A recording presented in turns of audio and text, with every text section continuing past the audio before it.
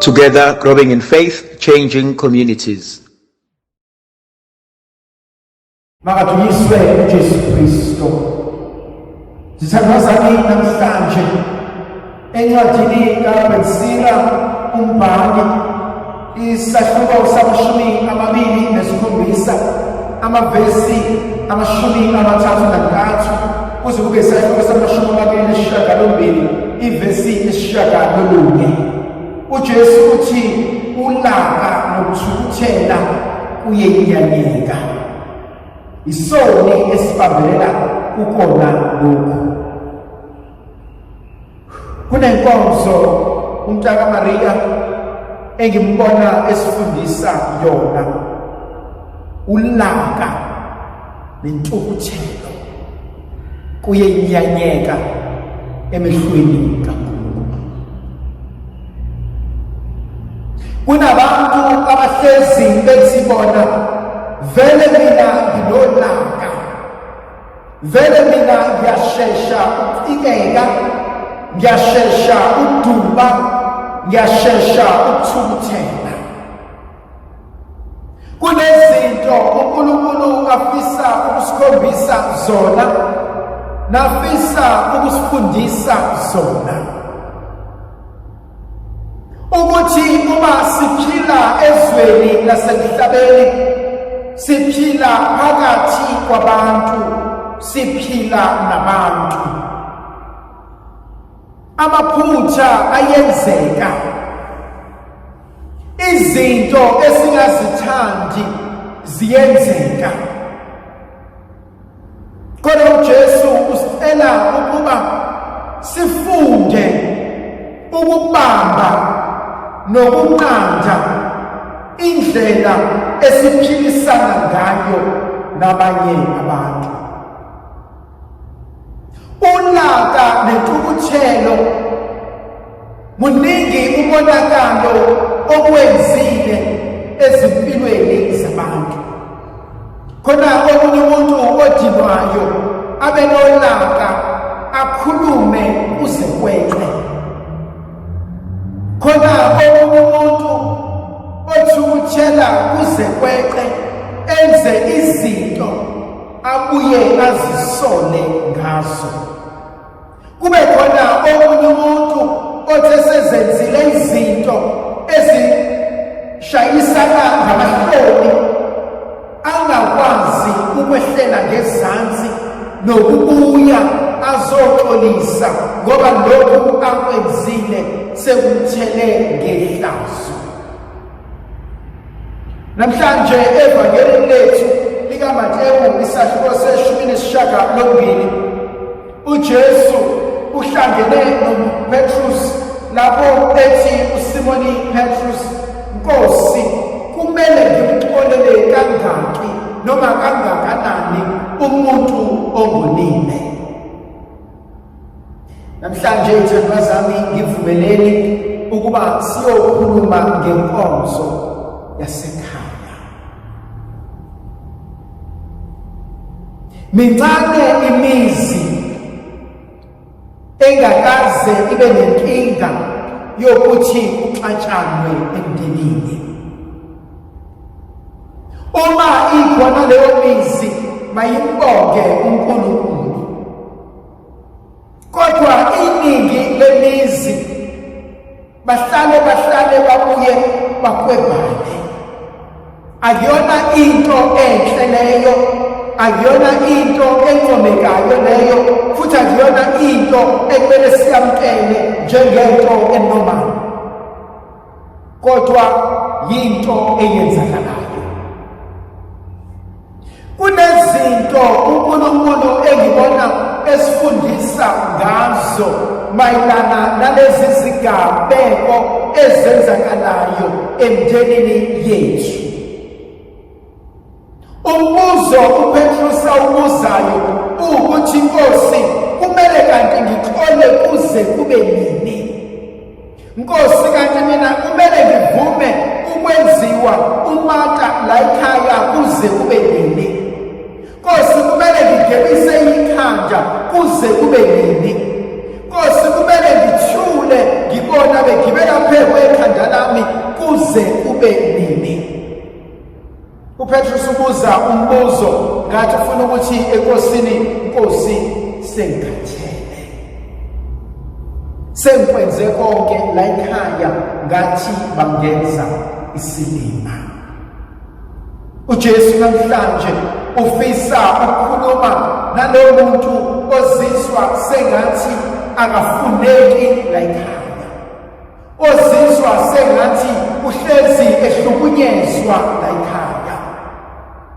uJesu kunenkonzo asifundisa kuyona yokuthi inkonzo yoxolo ayona inkonzo engenzela omunye umuntu, kodwa inkonzo yokulapha mina uqobo lwami. Ngiyaxola enhlizweni yami ngoba nami uqobo lwami ngiyazazi ukuthi angimsulwa phambi kwamehlo kaNkulunkulu. Ngiyaxola nami enhlizweni yami ngoba ngiyafisa ukuba uNkulunkulu angibheke ngomusa. Obhala incwadi kaSirach imbhalo uthi ukuthukuthela kungamanyala emehlweni kaNkulunkulu, nolaka lungamanyala emehlweni kaNkulunkulu. Uma ukuthi kuzohlala enhlizweni yami ngoba kuzovimbela ukuba ngikwazi ukukhuleka kuNkulunkulu. Lithi izwi likaNkulunkulu, uma ngihleli nenhliziyo enenzondo, ngihleli nenhliziyo enamagugu, uNkulunkulu uma esebuka inhliziyo yami uzobuka lenzondo namagugu, ahluleke naye ukungixolela. Obhala incwadi ufuna ukusifundisa ukuthi kwesinye isikhathi izinto zethu zoniwa thina.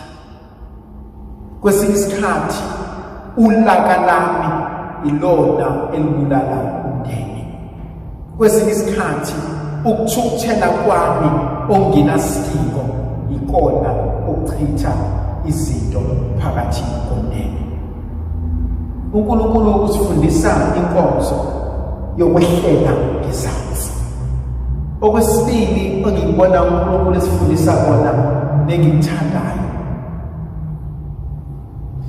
evangelini lethu lanamhlanje sithola insizwa eyayikweleta induna yayo. Uma seyiziwe lensizwa ukuthi ayize izokhokha isikweletu, iyacelela, iyacenga ukuba ngicela unginike isikhathi, angakakwazi ukukhokha kodwa ngizokhokhela. Lithi izwi likaNkulunkulu bayixolela lensizwa yahamba, kodwa endleleni yahlangana nomunye oyikweletayo, wathi ngikhokhele, wathi lowo nginike isikhathi angikakwazi ukukhokhela. Lithi izwi likaNkulunkulu wabe esemthatha, esemkhinya, emvalela etilongweni. Kunezinto ezimbalwa engizibuka zibalulekile.